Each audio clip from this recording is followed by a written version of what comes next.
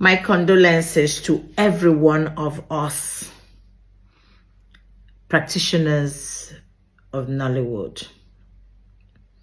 We have lost 5 of our colleagues, 2 sound engineers, a makeup artist, an actor, and a production assistant. We have lost them to an avoidable death. Avoidable because all they needed to do to have given them fighting rights would have been to give them a life jacket. When you get in your car, it is a requirement by law that you wear your seatbelt.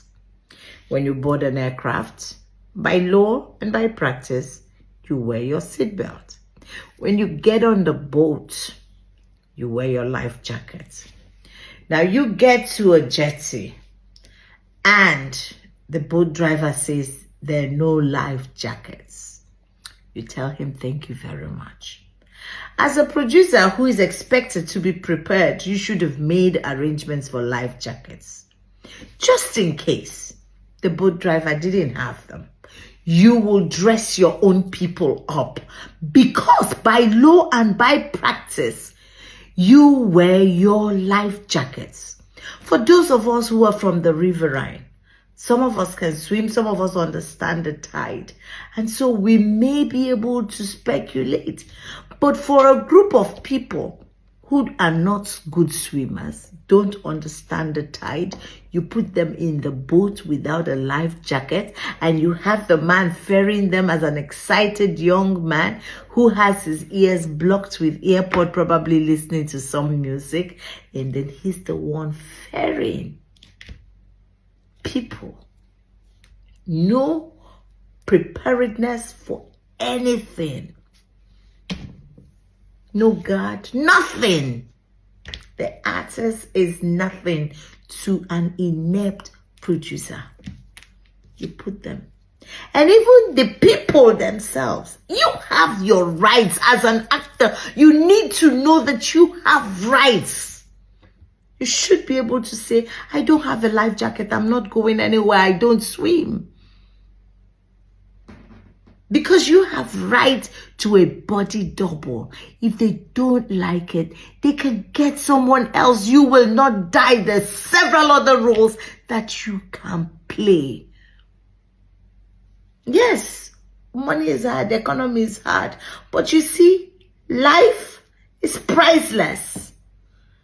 Today we have a young girl who is her family's sole breadwinner. Gone. What will that family say or do? As a producer, it is a requirement that you do your job in a safe, secured, and free of intimidation environment. That's where you are expected to do your work. You need to be prepared or you don't start. You don't go to location without being prepared. You waste the time of people. And that's why we have all these kinds of unnecessary deaths. When people are not sick of high blood pressure, they're sick of diabetes and kidney, all lifestyle based. Question is, what is the lifestyle of the average Nigerian actor?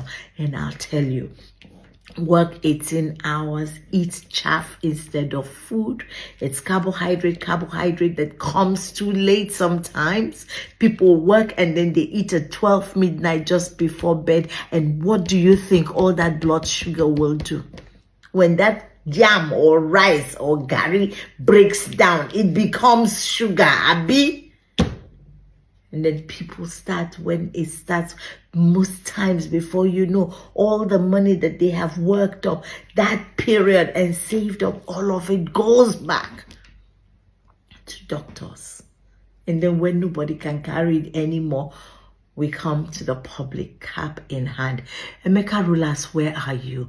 This is the one time that we require you to put this up. The actors' welfare must be put on the table. We can't have everybody use us. 3rd largest producers of film, 2nd highest employer of youth labor, blah. And all for what? Everything. We are the image makers, so we can't allow this happen. If we down tools, everybody will down tools.